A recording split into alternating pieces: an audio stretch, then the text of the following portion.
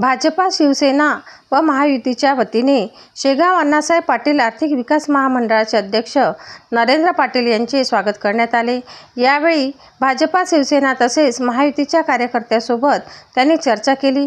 विशेष करून तरुणांनी उद्योग व्यवसायाकडे वळले पाहिजे यासाठी त्यांनी मार्गदर्शन केले।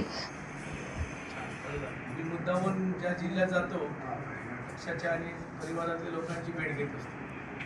त्या ठिकाणी चर्चाही होते आणि जी जबाबदारी आदरणीय फडणवीस साहेबांना दिली त्या जबाबदारीची माहिती लोकांना होती। आम्ही नवी मुंबईला आमची शाखा आहे, असं फडणवीस फक्त एक जिल्ह्यात मी स्वयंसेवक आहे। जसा प्रवास जमेल तसं मी जात असतो।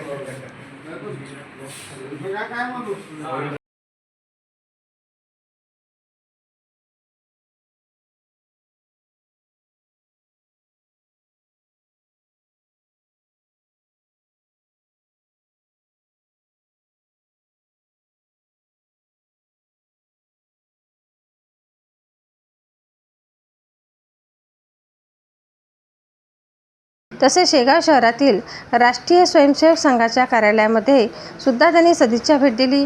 यावेळी संघ स्वयंसेवकासोबत त्यांनी संवाद साधला।